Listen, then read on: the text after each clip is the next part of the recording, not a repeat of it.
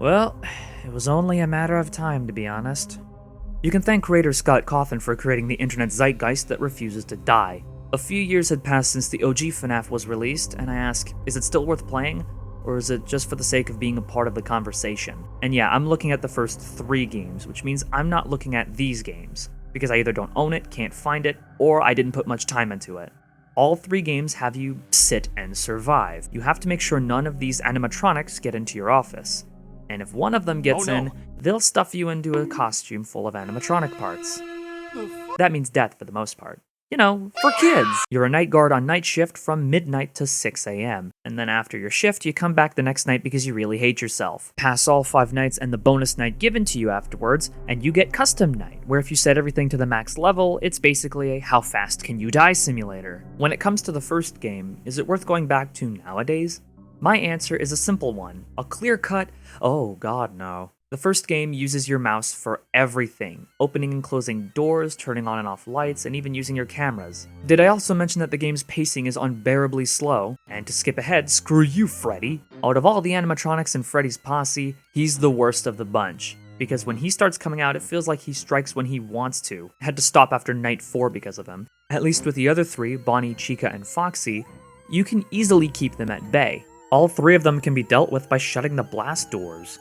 And don't forget to open the door once they're gone because the building is running on 6 AA batteries, so shutting both doors and calling it a night is a practical way to get greeted with a big old bear hug. If you do run out of power, just pray and hope for the night to end if you're in the home stretch, or accept your fate ahead of time with this lovely rendition of the second half of Le Torador from Carmen. Why the second half? I don't know, but that doesn't stop me from doing this.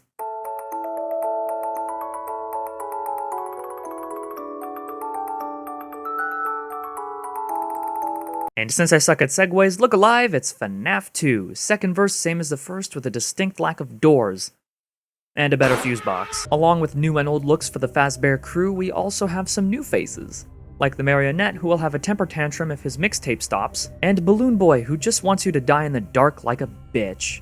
And since the employees of Fazbear forgot about Mangle, I will ignore her too. All the animatronics are kitted out with facial recognition tech that can easily be exploited with an empty Freddy head. Withered Foxy and the Marionette, however, will see right through that bullshit, so you might want to keep them in check often. You still have to deal with the mouse to activate most of your stuff, but with your flashlight, it's on a keyboard key.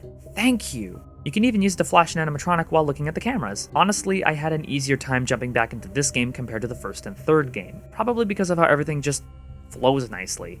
I managed to finish the first 5 nights without issue. Okay, I did screw up trying to get my bearings, but it was smooth sailing after that. If you can't handle this game's crazy difficulty curve, then stay the hell away from FNAF 2. This is considered the hardest game in the series, but I think it's the most satisfying game in the series once you get everything down. I guess that's why it's one of my personal favorites in the series, and it's way better than 3. In that game, the pizzeria becomes a horror attraction, and some idiot found vintage stuff when a location burnt down, including this spring-loaded corpse named Springtrap. He's the only one you have to worry about from night 2 onwards. You just have to keep him distracted with audio cues. Pretty simple, right? No, it isn't. This is the most frustrating game in the series due to its stupid difficulty curve. And you thought FNAF 2 was bad? This is worse. The first night is just a whole bunch of nothing, and then it's just kick city with how fast everything can go south on you. If you lose sight of Springtrap at any point, consider it a game over, because he's probably staring right at you and you didn't even notice. To make it worse, your cameras, audio devices, and the damn ventilation can go off momentarily. That means you need to restart it, or you're left wide open. But you're left wide open anyway because you can't do jack diddly squat until that thing that needs resetting is fully operational. I wouldn't mind this if the phantom hallucinations weren't so invasive. These things are nothing more than a distraction, since you need to reset the ventilation after a cheap jump scare from them. We're also back to the mouse-only shtick from the first game, making the game feel way slower than it needs to be. Simple stuff will cost you vital milliseconds, and oh look, he's back at it again with them bedroom eyes. I'm not interested, take the hint, goddammit! I had to stop after the second night the difficulty curve was so bad.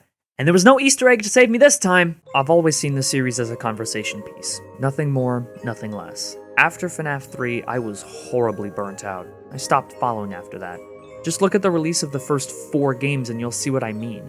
From what I've gathered, this series is still going strong thanks to content creators making content on the game. I say as an absolute hypocrite. At least you won't be breaking the bank if you want to give the OG games a shot. And you know what? I say give them a shot. What's the harm in that, right? By the way, new rating system. Hope you like. Huh. So that's what the beeping was. Well, I might as well conclude here. I hope everyone has a happy and safe Halloween this year. A beloved game from a certain hedgehog turns 10 on November 1st, so that's going to take priority for next time. It was prepped way before the rating system was conceived, so you might not see it next time. Well, might as well just sit here and wait it out in the dark. At least it can't get any worse, right?